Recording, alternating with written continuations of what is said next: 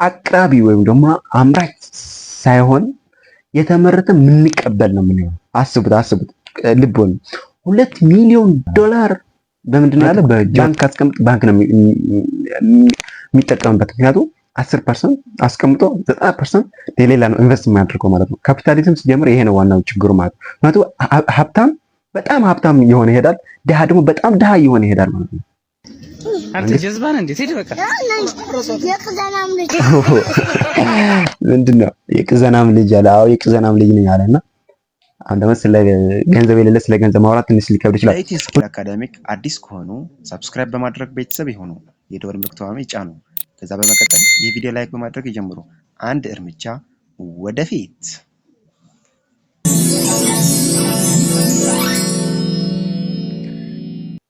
ለ30 ዲናር ሃይ እንዴት ናችሁ? እንኳን ወደ ቻናል ሰላም መጣችሁ። እሺ አሁን ሰሙናዊ መጽሐፍ ሪቪው የምናደርግበት ነው። የዛሬ መጽሐፍ እንደምትወዱት እርግጠኛ ነኝ። ምክንያቱም ሁላችን ከትልቅ እስከ ትንሽ ምንግባባበት ምንጠቀምበት በህይወታችን ሙስሊምም ክርስቲያናዊም ቀይም ጥቁርም አይልም ለሁላችንም የሚያገለግል አንድ ንብረት አለ። እሱም ገንዘብ ማለት ነው።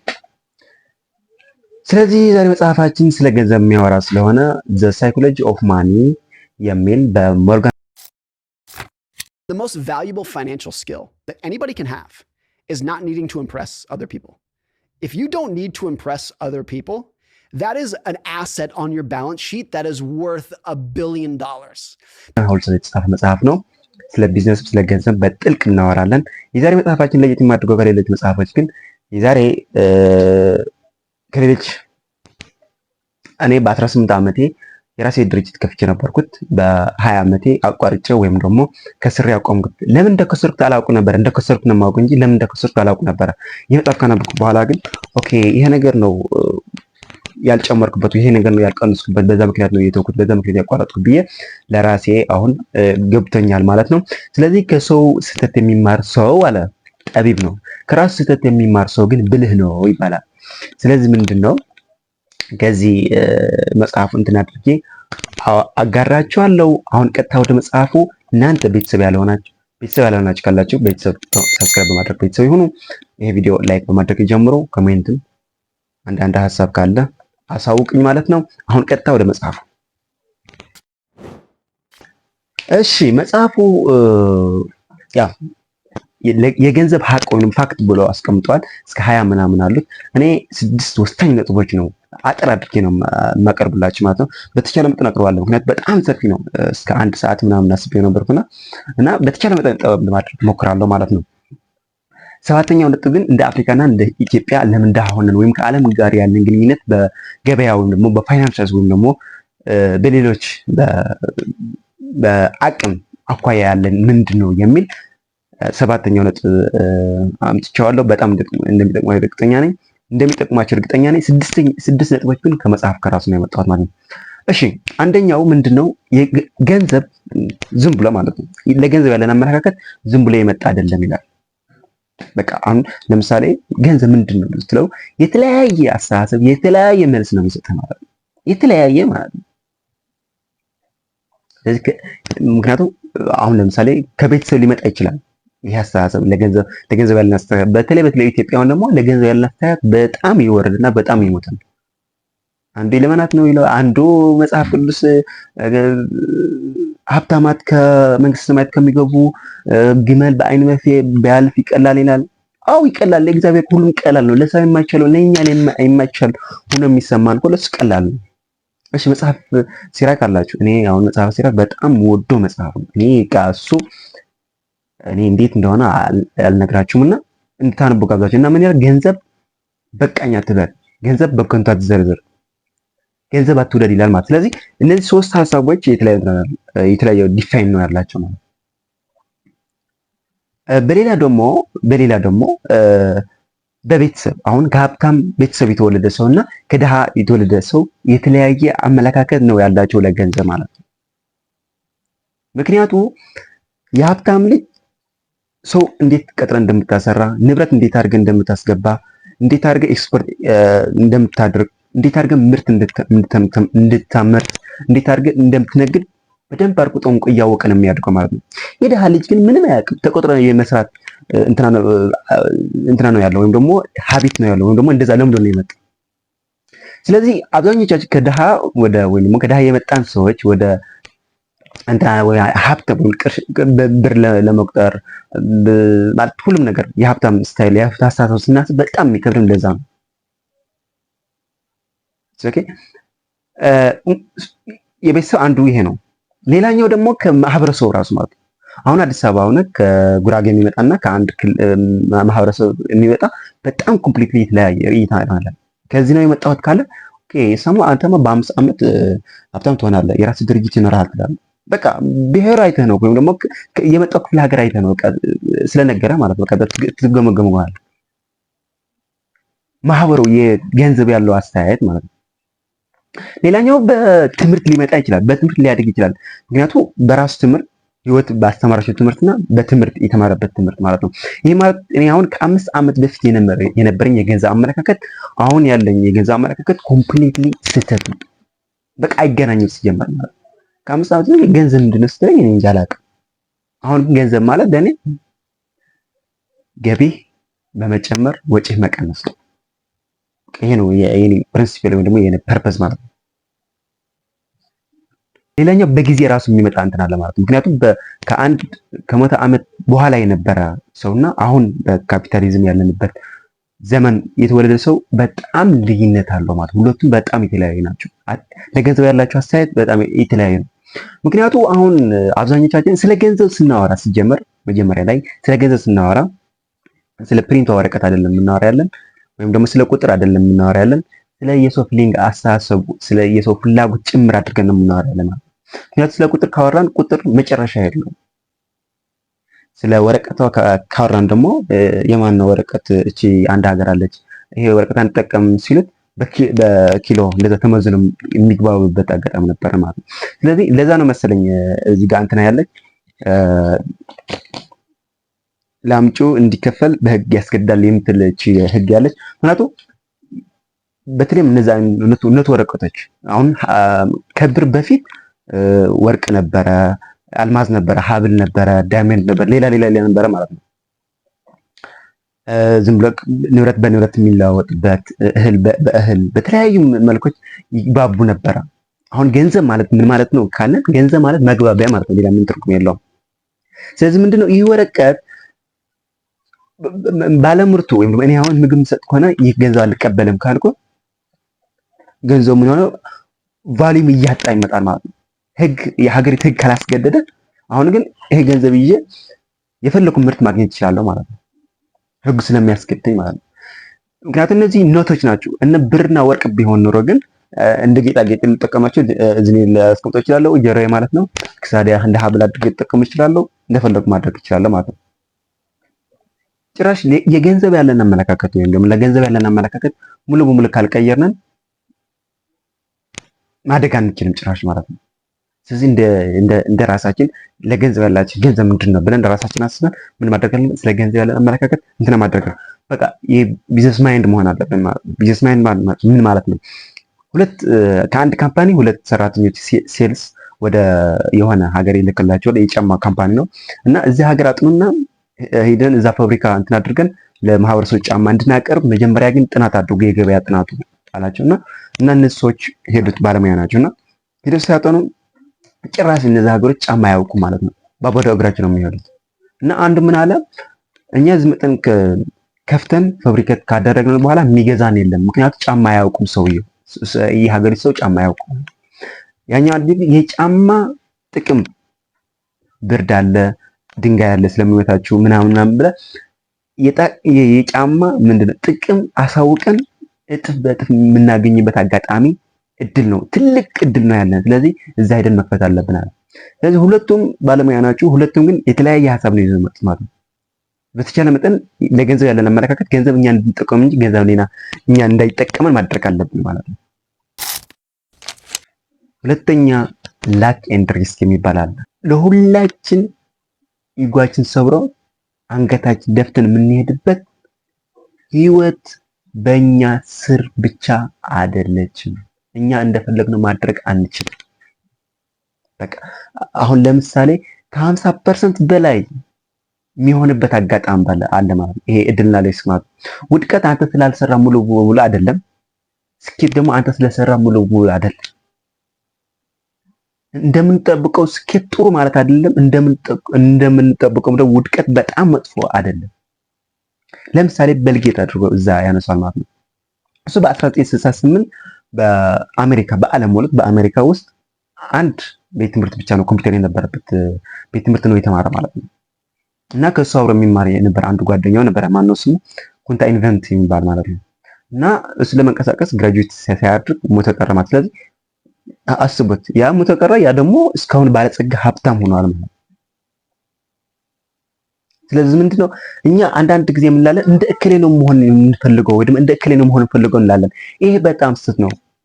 ምክንያቱም እሱ ያጋጥመው እድል ያጋጥመው ሪስክ አንተ ሊያጋጥም ይችላል፣ ሊያጋጥም ይችላል። ህይወት ተፈጥሮ በየራሷ መንገድ ነው የምትሰጥ ለራስ ማለት አንተ የራስ ግንባር አለ፣ እሱ የራሱ እንትን አለ። ግን ከሱ ፓተርን ነው ደግሞ ከሱ የምትማረው ትምህርት ሊኖር ይችላል። እውነት ማለት ግን እድልና ሪስክ ነው ብለህ ደግሞ እጅና እግር አጣምረህ ቁጭ ማለት የለብህም። አንተ የሚጠበቅብህ መስራት አለብህ። ግን በተለይም በቢዝነስ የሆነ ነገር ኢንቨስት ስታደርግ እድሉም ሪስክም ሁለቱም በአንድ እየወሰድክ ነው። አንድ መጽሐፍ እየነበረ ሙሉ በሙሉ ኢንቨስት አታድርግ፣ ሙሉ አቅምህ ማለት ነው። ሁለተኛ፣ ሶስተኛ፣ አራተኛ ኢንቨስት የሚያደርግህ ኃይልን መቆጠብ አለብህ ይላል። በሌላ መጽሐፍ ላይ ምን ይላል ጸሐፊ? እድል ራሱ ይደግማል የሚባል ይሄ ስህተት ነው ይላል። ማለት ራሱ አይደግም። በእርግጠኝነት ፓተርን ወይም ደግሞ ከሱ የምትወስደው ትምህርት ሊኖር ይችላል። ሶት አናሊሲስ ወይም ደግሞ ከአንተ ቁጥጥር ውጭ የሆነ ብለህ የምታስቀምጠው ወይ ነው ለዚህ ብለህ የምታስቀምጠው ሊኖር ይችላል። ግን ሙሉ በሙሉ ማወቅ ስለሱ አትችልም ማለት ነው። ሌላም ጭምር ደግሞ የሀገሪቱ ህግ አለ። አሁን አብዛኛችን በተለይ በአፍሪካ ከመጣን ሶሻሊዝም የሚከተላለ፣ ካፒታሊዝም የሚከተላለ፣ ኮሙኒዝም የሚከተላለ። ሶሻሊዝም እንኳን እስካሁን ላይኖር ይችላል። ዝሮ ዝሮ የሀገሪቱ ህግ አለ። አሁን ለምሳሌ አንተ ብቻ መቀየር አትችልም ያ ህግ ማለት ነው። ለምሳሌ ኮሙኒዝም አለ። ኮሙኒዝም ማለት ደረጃ መጥፋት ማለት ነው። ድሃ አለ፣ መካከለኛ አለ፣ ሀብታም አለ። እነዚህ ማጥፋት። እነዚህ የሚጠፉት ደግሞ የግል ንብረት የሚባል ነገር ማጥፋት ነው። የግል ንብረት ከጠፋ ደግሞ የመንግስት ነው። የመንግስት ከሆነ ደግሞ የህዝብ ነው። ስለዚህ እስከ የሆነ ጊዜ በመንግስት ስር ተቀጥረህ ትሰራለህ። መንግስት ልብስ ያለብስሃል፣ ይመግብሃል፣ ሁሉ ነገር ያደርግልሃል መንግስት ማለት ነው። ስለዚህ መካከለኛ ኑሮ ወይም ደግሞ ሁሉም በመንግስት እጅ ማለት ነው። ካፒታሊዝም ደግሞ የኮሙኒዝም ጭራሽ ተቃራኒ ማለት ነው። አሁን ካፒታሊዝም ዓለም እየተመራችበት ያለት አይዲዮሎጂ ወይም ደግሞ ስርዓት ብለን መያዝ እንችላለን ማለት ነው። ምክንያቱም የኮሙኒዝም አንጻር ነው። እስከፈለክ ድረስ መገንባት ያለ ሀብታም አለ፣ ድሃ አለ፣ ቆማጣ አለ፣ እዚህ ደረጃ አለ ማለት ነው። የግል ነው ሁሉም በቃ እንደራስህ ማለት እንደፈለክ ማድረግ ትችላለህ። ሶሻሊዝም ደግሞ ለሁለቱም የሚያስታርቅ ነው። ምክንያቱም ሶሻሊዝም ደርግም እንደዛ ነበረና እስከ የሆነ ወይም ደግሞ አሁን 150 ሺህ ገደብ ከሆነ 160 180 ሺህ ቀን ካደረግ ምን ያደርጋል ማለት ነው? ከ160 ሺህ በላይ ያለ ገንዘብ ለመንግስት ገቢ ይሆናል ማለት እስከዛ ይፈቅዳል ማለት እስከ የሆነ ነገር ይፈቅድልሃል። ከዛ በመቀጠል በላይ መሄድ አትችልም። እነዚህ ሐሳቦች ወይም ደግሞ እነዚህ ስርዓቶች መቀየር አትችልም አንተ።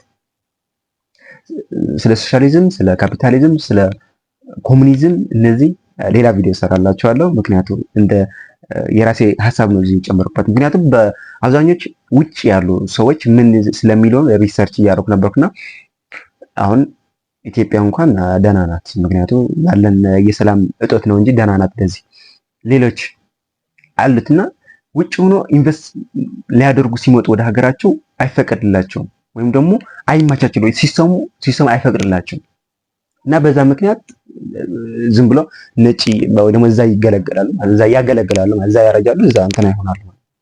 እንደዛ አይነት እድል አለ። ሶስተኛ እንቀጥል። ሀብታም መሆንና ሀብት መቀጠል ይዘህ መሄድ በጣም የተለያየ ናቸው ማለት ነው። ሀብታም መሆንና ሀብታም ሆነ መኖር ወይ ደግሞ መቀጠል ማለት እነዚህ ብዙዎች አሉት። ብዙዎች ሀብት በተለያየ መልኩ ሊመጣ ይችላል። ገንዘብ በተለያየ ሊመጣ ይችላል። ወርቅ ሊሆን ይችላል፣ ሎተሪ ሊሆን ይችላል፣ ውርስ ሊሆን ይችላል፣ እድል ሊሆን ይችላል።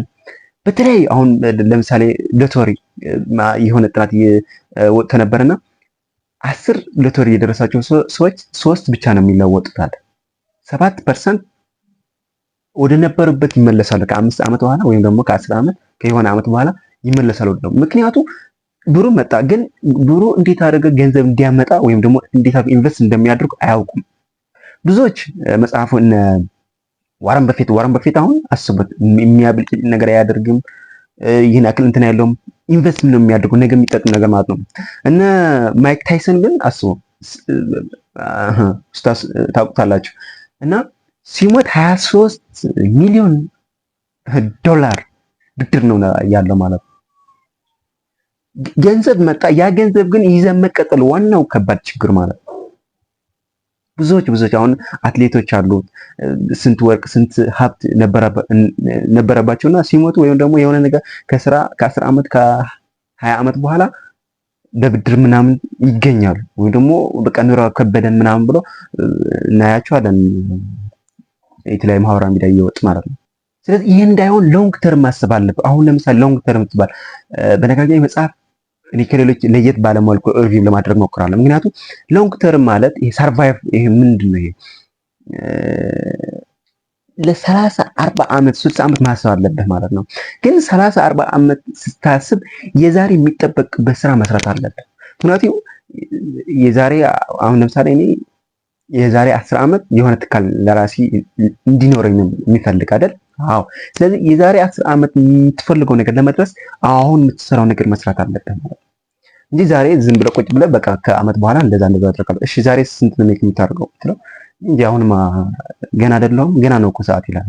አይደለም። ኢትስ ሮንግ። እሱ የረጅም ጊዜ እቅድና የአጭር ጊዜ እቅድ በተቻለ መጠን የቀን እቅድ መኖር አለበት ማለት ይሄ በአንድ ጊዜ ገቢ ከማግኘት በትንሹ በረጅም ጊዜ በትንሽ እያለ ሲያድግ ነው ትክክለኛ እንትን የሚሆነው ማለት ነው። ወይም ደግሞ አሁን ሰርቫይቭ ማለት ነው ይሄ አለማቋረጥ ማለት ነው። በቃ ወድቀ መነሳት አሁን ምን መሰላችሁ ትልም መውጣት ጥሩ ነው ይላል። ያ ትልም ባይሆን ከወደቀ ግን ለወደቅበት እንዴት አድርገህ እንደምትነሳ ወይ ደግሞ እንዴት አድርገህ ውድቀትን ወደ ጥቅም እንደምትቀይረው ደግሞ ሌላ እቅድ ማውጣት ነው ማለት ነው። ሌላኛው ገቢ የሆነ ገቢ ስታገኙ ወራው ገቢ ሊሆን ይችላል፣ ሌላ ባንክ ያለማስቀመጥ። ይሄ በጣም አሁን ባንክ ይሄ እኔ አሁን የሰራበት ያለው ድርጅት ማለት ነው እና ባልደረቦች አሉ እና 20,000 50,000 ምናምን አለን ሲሉት የመቼ ነው ይሄ ገንዘብ ስላቸው የዛሬ ዓመት ምናምን ይልኛል። ምንድነው ምን እያደረጋችሁ ነው? እኔ እዛ እኮ ዋጋው እያጣ ነው የሚመጣው። በየቀኑ እየወረደ እየሞተ ነው የሚመጣው። አስባችኋል? የዛሬ 5 ዓመት ያ ገንዘብ እስካሁን ወይም የዛሬ 2 ዓመት አስባችኋል? እኔ አንድ ታሪክ ልንገራችሁ። በሰሜን በነበረበት ጦርነትና የአስተማሪዎች ደሞዝ ይከለከላል፣ የተለያየ እንትና ይዘጋጋልና ከተባለ ከ2 ዓመት በኋላ ነው የመጣው። ያ ከ2 ዓመት በኋላ ከመጣ በኋላ ያ ገንዘብ እስከ 100,000 200,000 ሆኖ ሊመጣ ይችላል። ያ ገንዘብ መጠቀም ምንም ቫልዩም የለውም በቃ። ስለዚህ ገንዘብ ባንክ ላይ አለማስቀመጥ፣ ነገ እጥፍ ሆኖ የሚመጣበትና ኢንቨስት ማድረግ አለብህ ማለት ነው። ባንክ አስቀምጥ፣ ባንክ ነው የሚጠቀምበት። ምክንያቱም 10% አስቀምጦ 90% ለሌላ ነው ኢንቨስት የሚያደርገው ማለት ነው። ካፒታሊዝም ሲጀምር ይሄ ነው ዋናው ችግሩ ማለት ነው። ምክንያቱም ሀብታም በጣም ሀብታም እየሆነ ይሄዳል፣ ድሃ ደግሞ በጣም ድሃ እየሆነ ይሄዳል ማለት ነው። መንግስት ስለዚህ ነገር ማሰብ አለበት፣ ወይ ደግሞ ስለዚህ የሆነ ራሱ ድጎማ ወይም ሌላ ማድረግ አለበት ማለት ነው በዚህ ጉዳይ ነው። ይሄ አብዛኛው ደግሞ ቢዝነስ ከተማረ ነው ወይ ደግሞ አብዛኛው ሰው ከሀሳብ ተነስቶ ወይም ደግሞ እንደዛ አደርጋለሁ ወይም ቢዝነስ ተምሮ ወይም ደግሞ ሙያ ይዞ እንደዛ አደርጋለሁ ብሎ ወደ ተግባር ሲገባ ከ180% ይወድቃል ማለት ቢዝነስ ሲጀምር ማለት። ለምን ሲባል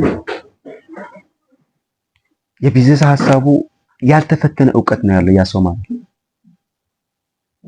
ያልተፈተነ እውቀት እስከሆነ ድረስ ደግሞ ያ ነገር ሰርቫይቭ ማድረግ አይችልም። ሰርቫይቭ ካላደረገ ደግሞ ነገ ጥፉን የሚያመጣበት ገንዘብ ትርጉም የለውም የሚሆነው ማለት። አዲስ ትምህርት መማር አለብህ። የማህበረሰቡ ፍላጎት ወይም ፕሮብለም መፍታት አለብህ፣ ችግር መፍታት አለብህ። እነዚህ አፕዴት ካደረግ በኋላ አንተ ስኬታማ የማትሆንበት ምክንያት ምንም የለም። አራተኛ እንቀጥል። ምንድን ነው? ገንዘብ የሚሰጥህ የጊዜ ነፃነት ነው። በነገራችን ገንዘብ ስናወራ ገንዘብ ማለት ያለ ባህሪ ነው አፕዴት የሚያደርግ ወይም ደግሞ አፕዴት እንኳን ሳይሆን እሱ ያባዟል ወይ መነጽር ነው ማለት ነው። አሁን ለምሳሌ ሁላችን 24 ሰዓት አለ ምናምን ይባላል። ይሄ ሮንግ ስህተት። ምክንያቱም አንድ ሀብታም 50 40 ሰዎች የ24 ሰዓት እየገዛ ነው ወይ 8 ሰዓት እየገዛ ነው። ያ ሰው ከኛ እጥፍ አድርጎ ነው እየሮጠ ያለ ማለት ነው። በ24 ሰዓት አይደለም እየተጫወተ ያለ ያ ሰው ማለት ነው። ከዚህ ገንዘብ የሚሰጥህ ምንድነው? የጊዜ ነፃነት ነው። በፈለግከው ሰዓት የፈለግከው ነገር ማድረግ እስከምትፈልገው ጊዜ ከምትፈልገው ሰው ጋር መቼም እስከምትፈልገው ሰዓት እንደምታደርግ ያደርግሃል ማለት ነው። የጊዜ ነፃነት። አሁን ተነስቼ አሜሪካ ልግባ፣ አሁን ተነስቼ ጀርመን ልግባ፣ አሁን ተነስቼ ይሄ ካደርጋለሁ ካልክ ቢዝነስ ብር ካለ በቃ ታደርጋለህ። ማታደርጉበት ምክንያት የለም። ምክንያቱም ነፃነት ይሰጣል። የፋይናንስ ፍሪደም ይሰጣል ማለት ነው። በነገራችን ላይ የገንዘብ ነፃነት ከሌለ ነገሮች አታልፍም። ወይ ደግሞ የወራው ደመወዝ ወይ ደግሞ አሁን ለምሳሌ የወራው ደመወዝ ካለ እቺ ደመወዝ መጣ ምንድነው ማረጋት? ለማን ዕዳ ከፍላለሁ? ስንት ብድር ያለው ምናምን ነው። ሌላ ትልልቅ ወይም ደግሞ የተፈጠርክበት ዓላማ ማሰብም መስራትም አትችልም ማለት ነው ከነጭራሽ። ምክንያቱም በትናንሾች ማን ነው እንደዛ ያለ? ትናንሽ ናቸው ግን የትላልቅ ሀሳብ ቦታ ይዛሉ ይላል። ትናንሽ ሀሳቦች ትናንሽ ናቸው ግን የትልልቅ ሀሳብ ቦታ ይዛሉ እነዚህ። ስለዚህ በተቻለ መጠን የገንዘብ ነፃነት ሊኖርህ ይገባል ማለት ነው። ግን ገንዘብ የማይሰጥህ ምንድን ነው ካለን አንደኛ ጤና ሊሰጥህ አይችልም፣ ደስታ ሊሰጥህ አይችልም፣ መወደድ፣ መፈቀር፣ መከበር ሊሰጥህ አይችልም። ምክንያቱ ኬርስ አባውት ምን ስላንተ ምን አገባው? የሆነ መኪና ይዘህ ከያዝክ ወይ ደግሞ ምርጥ የሆነ ልብስ ከለበስ ምናምን አደረግ ስትሄድ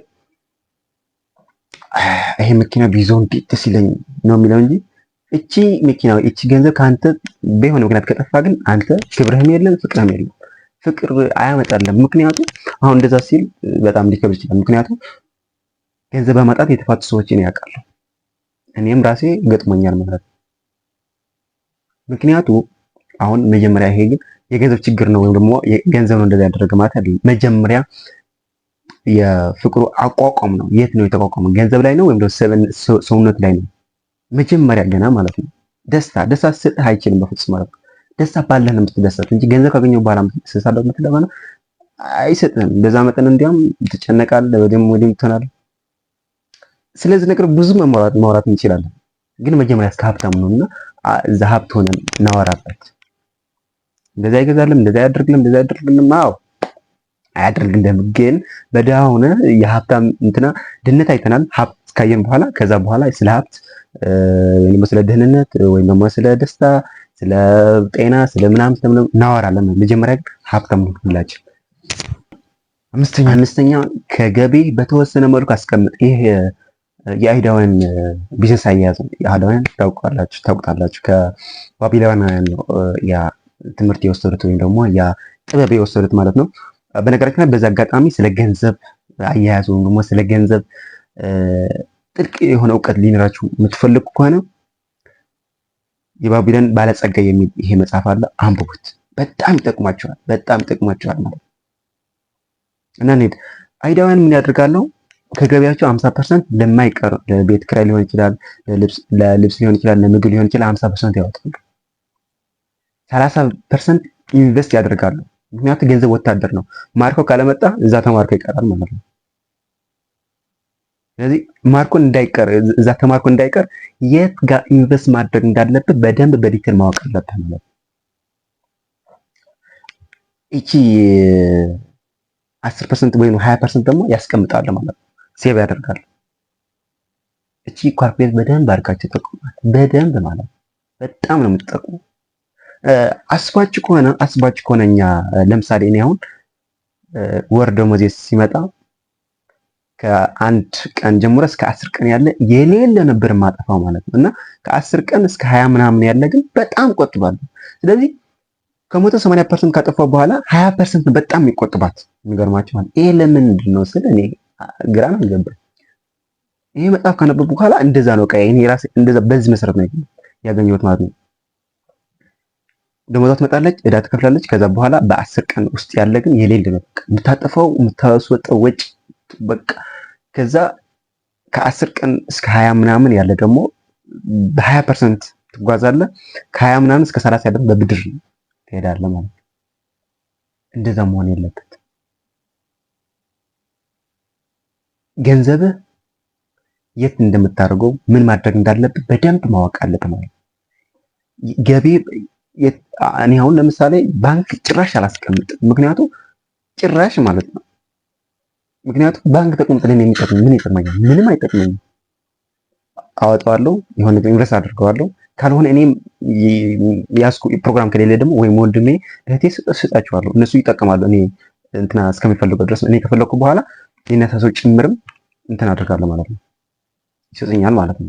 በዚህ ውስጥ ደግሞ ከገቢ በታች መኖር የሚባል ነገር አለ። ይሄ ምን መሰላችሁ? ከገቢ በታች መኖር ማለት አሁን የምታወጣው ወጪ በጣም ብዙ ከሆነ የምታገባው ገቢ ደግሞ በጣም ትንሽ ከሆነ አይመጣጥንም። ጭራሽ በእዳ ላይ ነው የምትኖረው ማለት ነው። እንደዛ የተሳፈፍክ ማለት ነው። ስትበደር አሁን አትበደር። ስትበደር ዝቅተኛ የሆነ እጥፍ ሆኖ እንዲመጣልህ ከሆነ ብቻ ነው የምትበደረው። አዎ በእርግጠኝነት ቤት በሩት፣ መኪና በሩት፣ ሁሉም ነገር በብድር ነው የሚሰራ ማለት ነው። ሀብታሞች በቁጥር ነው ዝም ብለው በእንትና ነው የሚጫወቱት። በአየር ላይ ያለ ገንዘብ ነው እንትና የሚያደርጉት በብድር ማለት ነው። ግን የምትበደረው ለጫማ ከሆነ የምትበደረው ስለ ይሄ ልብስ ምናምን ከሆነ ምንም ነገር እጥፉን የማይመጣልህ ወደ ሞቶ የሚቀር የማይወልድ ከሆነ አንተ ተበልተሃል ማለት ነው። የምትገዛውስ የሚያስፈልግህ ነው ወይም ደግሞ አንተ የፈለግከው ነገር ነው? ይሄ በጣም ሁለቱ የተለያየ ሀሳብ ነው። የሚያስፈልግህና የምትፈልገው ነገር ነው። የሰው ፍላጎት ያንተ ፍላጎት አያልቅም ጭራሽ ነው። ግን የሚያስፈልግህ ነገር ብቻ መግዛት አለብህ ማለት ነው። ሌላኛው አንድ ነገር ስትገዛ 48 ሰዓት መምራት አለብህ። አንድ ንብረት ለምሳሌ አሁን ጫማ የምገዛ ከሆነ ምን አይነት ጫማ ነው? ወይም ደግሞ ስልክ የምገዛ ከሆነ ምን አይነት ስልክ ነው ለኔ ከኔ አቅም የሚሄደው? አይፎን ነው ወይም ቴክኖ ነው? አጠር ያለ ትንሽ በቃ ለኔ ማለት ይዞ የማይቆይ ማለት ነው። ወይም ደግሞ እንደ እከሌ ጓደኛ ጫማ ነው የምገዛው ወይንስ ኮንጎ ጫማ ነው የምገዛው? ስለዚህ ያን ንብረት ከመግዛት በፊት ለሱ በጀት አውጥተህ አስቀምጠህ ለብቻው እንደተገዛህ አድርገህ አስበውና አስቀምጠው ለብቻው እያገንዘብ ማለት እና የ48 ሰዓት ቆይና ከ48 ሰዓት እንደመጀመሪያው አስፈላጊ ሆነ ካገኘው ግዛው፣ አስፈላጊ ካልሆነ ካገኘው ግን አትክሳው ማለት ነው። በተጨማሪ መቼ እንደሚያበቃ በደንብ አድርገህ ግልጽ አድርገህ ማወቅ አለብህ ማለት ነው። ይህ ካላወቅ ምንም ትርጉም የለም ማለት ነው። ምክንያቱም ምን መሰለህ ገንዘብ ከጎረቤት የምትወዳደር ከሆነ ከሌላ ምክንያቱም አንድ ሚሊዮን ያለው ሰውና 10 ሚሊዮን ካለው ሰው 1 ሚሊዮን ያለው በጣም ትንሽ ናት፣ ግን ላንተ ቡቅ ነው። ከማንም ጋር አልመወዳደር መቼ እንደሚበቃ ካላወቅ ግን ጤናህም የቤተሰብ እንትንም ሁሉም ነገር ይዞንም ሉዝ ነው የምታደርገው ማለት ነው። መቼ እንደሚያበቃ እስከ መቼ እንደምትሰራ ይሄ ገደብ ማስቀመጥ አለብህ ማለት ነው። በራስህ ላይ ራስህ ገደብ ማስቀመጥ አለብህ። ስድስተኛው ነገ የሚፈለግ ነገር ኢንቨስት አድርግ። ምን መሰላችሁ አሁን የዛሬ 200 ዓመት ምናምን የነበሩት ቴክኖሎጂ አሁን የለውም። ነገ የሚመጣው አሁን ለምሳሌ ሮቦቲክ ላይ አይኤ በግብርና አሁን ግብርና ኢትዮጵያ ላይ ገና ነው፣ ጭራሽ አልተበላም። በቴክኖሎጂ በአዲስ ምርምር አሁን ለምሳሌ ደግሞ በመኪና ሊሆን ይችላል። መኪና ሲባል ደግሞ የኤሌክትሪክ መኪና ሊሆን ይችላል። በቤት ሪል ስቴት በእነዚህ ኢንቨስት ማድረግ አለበት። ክሪፕቶከረንሲ ሊሆን ይችላል። አሁን ከገንዘብ ወደ ቁጥር የተቀየረ ነው። ገንዘብ እንደተምቁት በቃ ቁጥር ነው የሚሆነው። አሁን በስልክ ይሄን ያክል ቁጥር አሳልፍልሃለሁ ወይም ደግሞ በቃ እቺ ወረቀትም ሊቀር ይችላል ማለት ነው። ስለዚህ ምንድነው ነገ የሚፈለግ ነገር ነገ ለዚች ሀገር ወይም ደግሞ ለዚች ዓለም ይጠቅማል ብለህ የምታስበውን ነገር ምን ማድረግ አለ? ኢንቨስት ማድረግ አለብህ ማለት ነው። በተለይ በሀገራችን ኢትዮጵያ አሁን በሌሎች ዓለም ተበልቷል ይሄ ነገር ማለት ነው። እኛ ከሌሎች ኮርጅን ሀገራችን ላይ ብዙ ነገር ሁሉም ነገር ብትሄዱ ወረፋ ነው። ትራንስፖርትም ወረፋ ነው፣ ዳቦም ወረፋ ነው። ምን እኮ ህዝብ እኮ ከሀገሪቱ ከምታቀርበው አቅርቦት በላይ ነው እኮ ያለ ፍላጎት ያለ ማለት ነው። ስለዚህ ነገ ይሄ ጊዜ የማይሽረው ነገር ማድረግ አለበት ማለት ነው። ከዛ በመቀጠል በራስ ላይ ኢንቨስት ማድረግ ማለት ነው። አሁን የራሱ ይሄ በራስ ኢንቨስት ማድረግ ሲባል ይሄ ሀብል፣ ወርቅ፣ ምናምን ልብስ፣ ጫማ አይደለም። በእውቀትህ፣ በሙያ፣ በስኪል ራስ አፕዴት ማድረግ አለብህ ሁሉ ጊዜ ማለት ነው። አሁን ለምሳሌ እኛ ሀበሻዎች ለምግብና ለልብስ ስንባል እንዴ ይሄ ለራሴ ካልሆንኩ ለማን ሆነ? ይሄ ከየት የመጣ አስተሳሰብ? እነዚህ ፈሳሽ የሆኑ እነዚህ ልብስ፣ ምግብ ምናምን የሚባሉ እነዚህ አስፈላጊ ናቸው፣ ግን ደግሞ በማይጠቅመን የምናውላቸው። አሁን ለራስ ለአእምሮ አሁን ሲባል ግን እንዴ ምንድነው ይሄ አይደለም። አሁን ለምሳሌ 1 ሚሊዮን ለምን ብር የለህም በኪስ ስትለኝ፣ አሁን ለምሳሌ እኔ ለምንድነው 50 ሚሊዮን ብር የለህም ስትለኝ አላውቀውም፣ እንዴት እንደሚሰራ አላውቀውም እና ተማራ። ነገ ያንተ ልጅ ያንተ ሀገር አንተ በሰራትክበት አሁን በሰራህበት ያንተ ውጤት ነው ነገ እንትን የምትሆነው። ስለዚህ መማር ስኪል ማለት ነው። በተለይ በአሁን ዘመን በአንድ ሙያ እዋጋለሁ የምትል ከሆነ ይሄ የማይሆን ነበር። ወደ 2 3 4 ሙያ ሊኖር ይችላል ማለት ስኪል ሊኖር ይችላል። ሙያ ማሳደግ አለበት ማለት ነው። በትርፍ ሰዓት የምትሰራው ስራ ለምሳሌ እኔ ያው በትርፍ ሰዓት እየሰራሁ ነው። ከሰኞ እስከ ዓርብ ያለ ስራ ላይ ነኝ። እሁድና ቅዳሜ እቺ ቪዲዮ እሰራለሁ ማለት ራሴ እያሳደግኩ ነው ማለት። አንድ ብቻ ሙያ ይዘህ ታገላለህ የምትል ከሆነ ወይም ደግሞ ያለኝ ይበቃኝ የምትል ከሆነ ይህ ዘመን እንኳን ያለ እንትና የማታንቀሳቅሰው ከሆነ ያለህ ራሱ ማለት ነው ይወስድብሃል ማለት ነው። በቃ እንደዛ ነው። ካፒታሊዝም ነው አሁን ያለንበት ማለት ነው። 7ኛ እንቀጥል። ያው 7ኛ እንዳልኳችሁ እኔ መጽሐፍ ሪቪው ሳደርግ ከሌሎች ለየት አድርጌ ነው የማቀርበው። ምክንያቱም ሌሎች የተናገሩት ሀሳብ ወይም ደግሞ ያነሱት ሀሳብ ለማንሳት በጣም እንትን አይለኛል፣ ወይም ደግሞ እነሱ ስላነሱት እኔ መድገም አልፈልግም ማለት ነው። እና በአብዛኛው እነዚህ አርዕስቶቻቸው ወይም ደግሞ ነጥባቸው እነሱ ቢሆንም እኔ የምሰጣቸው ሀሳብ ግን የተለያየ ሀሳብ ነው። ስለዚህ እኔ አብዛኛው የነጮች መጽሐፎች ለኛ ኢትዮጵያውያን ወይም ለአፍሪካውያን ይጠቅማሉ ማለት አይደለም፣ ግን እኛ የሚጠቅሙበት አጋጣሚ አሉት። ምክንያቱም አንድ ሞዴል ነው ወይም ደግሞ አንድ ሰው ያ ሰው አይተ ነው ምን እንዳለፈ ቻሌንጅ እሱ ያለፈው ቻሌንጅ አንተም ሊገጥም እንደሚችል እንታት አድርጋለሁ ወይም ደግሞ ከሱ የምትወስደው ትምህርት አለ። ሙሉ በሙሉ ሳይሆን የምትወስደው ትምህርት አለ። ስለዚህ እኛም ከነጮች ሙሉ በሙሉ አንወስድም። ለኛ በእኛ ሀገር የሚሰራ ለኛ የሚያስፈልገን ነው የምንወስደው። ምክንያቱም እኛም በእኛ የሚሰራ በእነሱ የማይሰራበት አጋጣሚ አለ ማለት ነው። ስለዚህ በዛ ነው እኔ በተለየ መልኩ ለኛ እንዲጠቅም አድርጌ ነው የማቀርበው ማለት ነው። እና 7ኛ ምንድነው አፍሪካ ወይም ደግሞ ኢትዮጵያችን ለምን ድሃ ሆነች? ወይም ደግሞ ለምን የአፍሪካ ሀገሮች ከማዕድናቸው ከተፈጥሮ ሀብታቸው ጋር እንዴት ድሃ ሆነች ምትል ከሆነ አንደኛው ምንድነው ይሄ አንድ ጥናት እያጠናኩ ነበርና እስኪ ይሄ ስሙት ቪዲዮ billion on liquor and alcohol, 600 million on fast food. We bought twice the amount of Mercedes Benzes as white America, although white America has twice the wealth of black folk. So the question becomes, what is it about the በእርግጠኝነት ለዛ ውጪ ያሉ ዲያስፖራችን የምንላቸው ሊሆን ይችላል። ግን አስቡት፣ በስኩል፣ በጤና ሆስፒታል፣ በሱፐርማርኬት፣ በባንክ እነዚህ 5 ነገሮች እኛ መወነን አንችልም። አብዛኛው ጥቁር አፍሪካዊ እንዲወነው አይፈቀድም ማለት። ስለዚህ እኛ አቅራቢ ወይም ደግሞ አምራች ሳይሆን የተመረተ የምንቀበል ነው የምንሆነው። አስቡት ልብ በሉ። $2 ሚሊዮን በምንድን ነው ያለ? በጆርዳን ጫማ ብቻ ማለት ነው። አስቡት 4 ሚሊዮን $4 ነው በአልኮል። አስቡት። እነዚህ ሁለቱም አይጠቅሙም እኮ የሚገርማችሁ ነው ማለት። በዛ አጋጣሚ ጤናም አስቡት፣ ለአፍሪካውያን አስም የተደረገ ለኛ ካልቸር ወይም ደግሞ ለኛ ማህበረሰብ ወይም ደግሞ ለኛ አስተዳደግ ለኛ ያለው የጸባይ ሁኔታው አመቺ የሆነ ሪሰርች የተደረገ ሕክምና ወይ መድኃኒት አልተሰራም። የሚገርማችሁ ማለት ነው። ሌላኛው አልኮል አስቡት፣ ይሄ ምንም የማይጠቅመን ማለት። የሚገርማችሁ ደግሞ የሚለብሰው ብራንድ የሚነዳው መኪና ከነጭ በላይ ነው። ይሄ ጥቁሩ እንትና የሚያደርገው ምክንያቱም ምንድነው ካላችሁ ራሱን እንዲቀበል አይፈልጉም። እንደሳቸው እንድንመስል ነው የሚያደርጉ።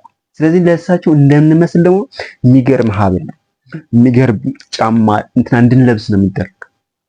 ማለት ራሳችን አትቀበልንም። ይሄ ነው ዋናው ችግሩ ማለት ነው። ራሳችን ከተቀበልን ግን እንደ አይሁዳውያን አዲስ ሞዴል ሳይሆን ከጃፓን ምርጥ የሆነ አሮጌ ወይ ደግሞ በጣም የሚያገለግል መኪና ነው የምንገዛው አይደል? ስለዚህ እኛ ምንድነው ራሳችን ስላልተቀበልን አዳዲስ ነገር እንፈልጋለን ማለት ነው።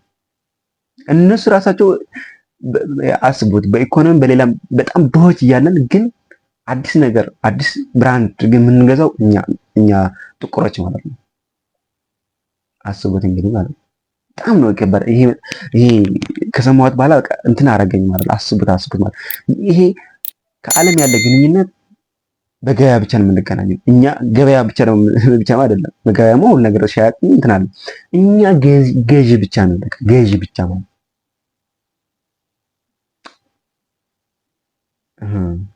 ከባድ ነው። ገዢ ብቻ ከዛ ደግሞ የማይጠቅም ለአንተ እንትን አይታደረገ። ትምህርትም አስቡ፣ ባንክም አስቡ። ባንኪ አሁን አብዛኛው አበሻ ባንክ ላይ ነው ሴቭ የሚያደርገው። ባንክ ሴቭ ሲያደርግ ደግሞ ነጭ ነው የሚጠቀምበት ወይም ደግሞ የራሱ ማህበረሰብ የሆነ ሰው ነው የሚጠቀምበት ማለት ነው። ለምን እንዲህ ሆነ ብላችሁ የምታስቡ ከሆነ ያው የብዙ ዓመት የተሰራ ስሪት ስለሆነ ከዛ ደግሞ የብዙ ዓመት ስራ ያስፈልጋል ይሄ እንትን ለማድረግ ማለት ነው። ስለዚህ የዛሬ መጽሐፋችን ይመስላል። እንደጠቀማችሁ እርግጠኛ ነኝ። መጽሐፉን እንድታነቡ ጋብዛችኋለሁ። የቅርብ ነው መጽሐፉ፣ በጣም ምርጥ መጽሐፍ ነው። እንድታነቡ ጋብዛችኋለሁ። መጨረሻ ላይ የምላችሁ ግን ይሄ ቻናል ሳብስክራይብ ያላደረጋችሁ ሳብስክራይብ በማድረግ ቤተሰብ ይሁኑ። ላይክ አድርጋችሁ እንደምትወጡ እርግጠኛ ነኝ። ኮሜንት ደግሞ ጻፉ። ከዛ በመቀጠል ይህ ቻናል በተለያዩ ሙያዎች ስልጠናና ትምህርት ይሰጣል። ለተለያዩ ሰዎች ጓደኛ፣ እህት ሊሆን ይችላል። ሼር አድርጉት። አብራችሁ ስለቆያችሁ ከልብ አመሰግናለሁ። ባይ ባይ። ሲ ዩ